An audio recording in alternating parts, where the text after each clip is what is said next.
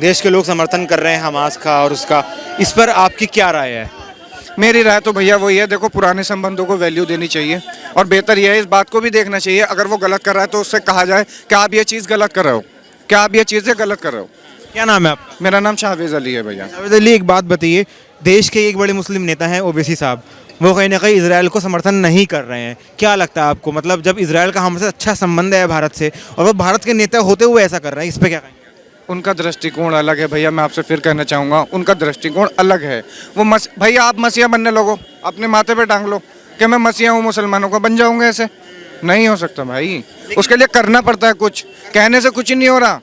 अरे भाई करो तो सही। लेकिन मुस्लिमों को तो बड़ा नाम माना जाता है ना, कि वो कह रहे हैं कि हमास जो कर रहा, मतलब हमास। मैं मुस्लिम हूँ, मैं सऊदी अरबिया को सपोर्ट करूँगा या हिंदुस्तान को, आप बताओ भाई। ये इंडिया को बस सबसे मेन चीज ये है, हम हिंदुस्तान के हैं, गर्व से कहेंगे हम हिंदुस्तानी हैं। बाद में आ गया मुस्लिम, पैदा हुए यहीं यहीं मरेंगे, हिंदुस्तान के लिए जान हाजिर अपनी। 2 मिनट रुकिएगा अली साहब, मैं आपके पास फिर से लौटूंगा। क्या लगता है आपको? नहीं, उनसे बात तो हम कर ही रहे हैं। हमास इजराइल बड़े दो मतलब हो गए हैं, मुद्दे बन रहे हैं। हमास ने करा वो बहुत निंदनीय है, वो ऐसा करना नहीं चाहिए। लेकिन फिलिस्तीनी की भी तो परेशानी देखो, उसकी परेशानी क्या है। फिलिस्तीन की भी तो परेशानी, इजराइल ने 2/3 फिलिस्तीन पे कब्जा कर लिया, वो कहते हैं हमारी ज़मीन हमें दे दो। झगड़ा तो ये है, वो देता नहीं। अभी जो लड़ाई हुई है, शुरू कैसे हुई है? यही तो झगड़ा है। शुरू कैसे हुई अभी की लड़ाई? क्या झगड़ा तो यही नहीं, ज़मीन वापस दे दो। फिर अभी की लड़ाई शुरू कैसे हुई? शुरू कैसे हुई है? झगड़ा यही ज़मीन का, लड़ाई शुरू कैसे हुई? ज़मीन का झगड़ा है। हमास ने पहले अटैक किया इसराइल पे। हाँ, सही बोल रहा हूँ। लेकिन मेन मुद्दा तो जमीन का ही है ना। बड़े भाई साहब ने बहुत अच्छी बात बोली है। देखिए एक बात बताइए, युद्ध हर चीज का निष्कर्ष नहीं है, पहली चीज है। दूसरी चीज ये है, हमास ने जो इतनी सारी मिसाइलें दागी हैं, 5000 से ज़्यादा 7000 तक अप्रॉक्स मिसाइलें जो दागी हैं, उसके बारे में आपने एक चीज़ देखी है, छोटे छोटे बच्चे मरे हैं, छोटे छोटे बच्चों को आर्मी लेके जा रही है, कितने घर परिवार बर्बाद हो गए। ये दिखा रहे हैं मीडिया वाले, मैं आपके चैनल से बताना चाहूँगा, ये मीडिया वाले बहुत कम रेशियो में दिखा रहे हैं कि 2000, 1500, 1200, 1100, कई हज़ारों आदमी मरा है, कई हज़ारों, इजराइल में भी और फिलिस्तीन में भी। मैं दोनों कंट्रीज़ की बात कर रहा हूँ। लेकिन जो इजराइल ने किया है, जो फिलिस्तीन कर रहा है, अब उसके पास क्या हो गया, फंड्स की कमी हो गई। अब उसके पास क्या हो गया, बम और गोला बारूद की कमी हो रही है, तो वो अरब कंट्रीज से मांग रहा है। अरब कंट्रीज से इसलिए मांग रहा है क्योंकि वो सारी मुस्लिम कंट्रीज़ हैं। हिजबुल्लाह से मदद क्यों ले रहा था फिलिस्तीन? इसीलिए क्योंकि हिजबुल्लाह जो है एक टेररिज्म पार्ट है, ठीक है, टेररिज्म ऑर्गेनाइजेशन है, ठीक है, इसीलिए वो हिजबुल्लाह से मांग रहा है। एक बात बताइए, अभी तक अमन और शांति से सारी चीज़ें चल रही थी, ठीक है, अब 2 गज जमीन लेने के बाद से या 10 गज जमीन लेने के बाद किसी ने छाती पे रख के नहीं लेके जाना, ना मैंने, ना आपने, ना फिलिस्तीनियों ने, ना इसराइल ने। लेकिन ये लड़ाई और जंग का कोई निष्कर्ष नहीं है। आप पहले ही देख रहे हैं यूक्रेन का और रूस का क्या हाल हो रखा है। दोनों कंट्रीज आज की डेट में लड़ने, मतलब आप कहीं भी समझौता करने को तैयार नहीं है, ठीक है। और लड़ाई से क्या हो गया, यूक्रेन 90% डैमेज हो चुका है, ख़त्म हो चुका है। तो आप फिलिस्तीन भी ऐसे ही हो जाएगा क्या? सर फिलिस्तीन देख लीजिए ना क्या हो रहा है। अभी तो फंड्स की कमी हो रही है। जिस घर में फंड्स की कमी हो जाती है, वहाँ पे बेरोजगारी अपने आप ही आ जाती है, भुखमरी अपने आप आ जाती है, ठीक है। वो मुस्लिम कंट्रीज से मांग रहे हैं, लेकिन मुस्लिम कंट्रीज भी इतनी बेवकूफ़ नहीं है कि आपको समर्थन देगी। वो भी सोच विचार करेगी। आज भारत है, मोदी जी ने कहा है कि अगर मुझे लगेगा कि मुझे किसके साथ में खड़े होना है तो सबसे पहले इसराइल के साथ में, ठीक है। अमेरिका के राष्ट्रपति ने भी कह दिया कि इसराइल के साथ में खड़े होऊंगा, क्योंकि वो यहूदियों की एक अकेली कंट्री है, यहूदियों की एक अकेली कंट्री है जहाँ पे क्रिश्चियन कम्युनिटी के सबसे ज़्यादा लोग हैं, यहूदी लोग हैं, ठीक है। उसके बावजूद भी आप मुस्लिम कंट्रीज इतनी सारी हैं, मतलब आई थिंक जहाँ तक मेरे को नॉलेज है 112 कंट्रीज मुस्लिम कंट्रीज हैं पूरे, सबसे घिरा हुआ है। उसके बावजूद भी आप एक अकेले आदमी को नहीं जीने दे रहे, एक अकेली कंट्री को नहीं जीने दे रहे हैं, उनकी ज़मीनों के ऊपर कब्जे करते चले जा रहे हैं, और आपको कुछ नहीं सूझा तो आपने 5000, 7000 मिसाइलें दाग दी। तो ये तो सरासर नाइंसाफी है ना बॉस। लेकिन हमारे देश के लोग जो सपोर्ट कर रहे हैं हमास को और कह रहे हैं कि भाई ने बहुत अच्छी बात बोली थी कि वो उनका अपना पर्सनल मैटर है। अब ओवैसी के कहने से कोई मिसाइल नहीं छोड़ देगा, ओवैसी के कहने से कोई उनको फंड नहीं दे देगा, ठीक है। ये तो मानसिकता होनी चाहिए, ऐसी सोच होनी चाहिए कि आप क्या बात कह रहे हो। मेरे कहने से अगर मैं इन भाई साहब को बोलूँ, या ये भाई मोहम्मदन है या जो भी है, मैं नहीं जानता, ये इनको बोलूँ कि नहीं आपको तो मोदी जी को ही वोट देना, तो ये मेरे कहने से नहीं दे देंगे, क्योंकि बॉक्स के अंदर जाके बटन तो इन्होंने ही दबाना है, ठीक है। तो वही चीज़ मैं आपको बताना चाहूँगा कि किसी के कहने से कुछ नहीं होगा। मैं आऊँगा आपके पास। पार्लियामेंट का जो सेशन हुआ था उसमें जयशंकर प्रसाद ने, विदेश मंत्री ने कहा 220 करोड़ रुपए फिलिस्तीन को फंड दिया था, 220 करोड़ रुपए। और आपको पता होना चाहिए 1975 तक इंडिया के 2 पासपोर्ट कहीं नहीं चलते थे, एक इजराइल में नहीं जा सकता और एक दक्षिणी अफ्रीका में नहीं जा। 1975 के बाद चेंज हुए जब इंदिरा गांधी ने चेंज करा, नहीं तो 2 देशों को पासपोर्ट नहीं मिलता, इजराइल जाने को नहीं मिलता था और वो फंड देने की बात कर रहे हैं, फिलिस्तीन को दिया गया, किसकी सरकार ने? ये जयशंकर प्रसाद ने दिया, उसका स्टेटमेंट है पार्लियामेंट के अंदर, पार्लियामेंट के अंदर स्टेटमेंट है। तो आप कहने के साथ कि मतलब कहीं अंदर खाने सपोर्ट कर रहे हैं फिलिस्तीन? सपोर्ट नहीं कर रहा, करना पड़ता है। अगर if you want to live in Rome, do as a Roman do, जैसे जगह करना पड़ता है, हर देश को समझ पड़ता है। लेकिन जहाँ यहाँ झगड़ा सब इसका नहीं है, झगड़ा यहाँ जमीन का है। फिलिस्तीन कहते हैं हमारी हमें जमीन वापस दो जो कब्जा करा बस। सर एक चीज़ बताऊं आपको, देखिए आपके चैनल के माध्यम से यहाँ पे मेरे हिंदू भाई भी हैं, मुस्लिम भाई भी हैं। मैं एक चीज़ बताऊंगा, क्योंकि इसलिए बोलूँगा ये बात, मेरे को बोलने का मतलब, बोलना मेरा मकसद ये है क्योंकि देखिए अगर आप मुस्लिम कम्युनिटी के हो, कोई भी मुसलमान आपसे आके लड़ने नहीं आ रहा, ठीक है, जब तक आप उसको उसके लिए या उसके परिवार के लिए या उसके नेशन के लिए या उसके मजहब के लिए गलत नहीं बोलोगे, कोई भी नहीं आएगा, ठीक है। मेरे भी इतने यार दोस्त हैं, मैं एक पंजाबी हिंदू फैमिली से बिलोंग करता हूँ, ठीक है, मेरे भी हज़ारों दोस्त हैं जो मुसलमान हैं, लेकिन मैं उनके घर में जाता हूँ, उनकी अम्मी को अपनी अम्मी की तरह मानता हूँ, उनकी मदर को अपनी मदर की तरह समझता हूँ, उनकी भाई बहनों को अपनी भाई बहनों की तरह समझता हूँ। लेकिन अब यहाँ पर क्या हो रहा है देश में, हमारे देश में क्या है कि मजहब के ऊपर लड़वाते जाओ, मजहब के ऊपर लड़वाते जाओ, ठीक है। वोट आज तक क्या था, अगर यूपी की बात करें या कहीं की भी बात करें, कलकत्ता की, वेस्ट बंगाल की, यही मजहब के ऊपर तो लड़ाई चली आ रही है, मजहब के ऊपर। अच्छा, आप फिर यूपी पे आ ही गए हैं। यूपी में ऐसा कहा जाता है कि जो अखिलेश यादव के सपोर्टर्स हैं वो मोस्टली मुस्लिम हैं, लेकिन फिर भी 2 बार से योगी आदित्यनाथ ही आ रहे हैं, यानी मुस्लिम अब वोट योगी को कर रहे हैं, यानी अब मुस्लिम कम्युनिटी के लिए भी कोई मुद्दा नहीं रह गया है धर्म का और ये सब का। सर एक बात बताइए, क्या योगी आदित्यनाथ के जो मंत्रिमंडल में क्या मुस्लिम नहीं है?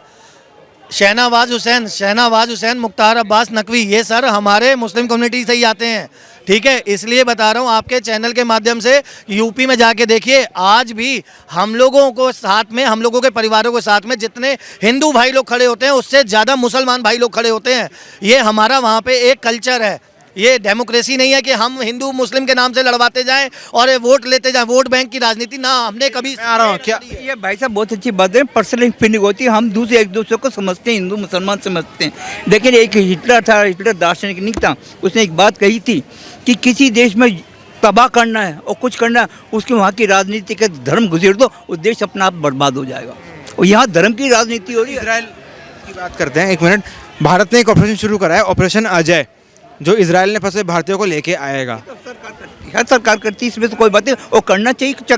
मोदी की सरकार हो, जो कोई भी सरकार हर करती है, पहले भी करा गया था, मोदी के शासन में भी हुआ था, राजीव गांधी के हुआ था। मुझे बताइए कौन सा सरकार में हुआ था इससे पहले? नहीं, इससे पहले आप जैसे यूक्रेन ले लीजिए, यूक्रेन में मोदी जी ने जो उससे पहले नहीं आया, उससे पहले नहीं आया, एयरलिफ्ट नहीं कराया, एयरलिफ्ट नहीं कराया बीजेपी कांग्रेस सरकार ने।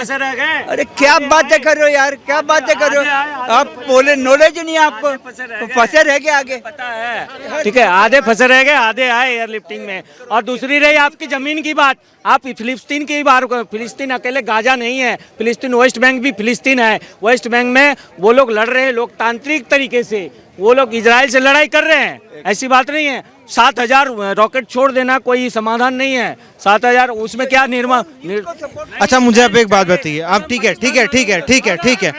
है, मैं आऊँगा। आप मुझे एक बात बताइए, अलीगढ़ मुस्लिम यूनिवर्सिटी में अभी एक मार्च पास निकाला गया, उसमें फिलिस्तीन के समर्थन में नारे लगाए गए। फिलिस्तीन को तो मैं कह गवर्नमेंट सपोर्ट करते, गवर्नमेंट क्रिटिसाइज नहीं कर रही फिलिस्तीन को,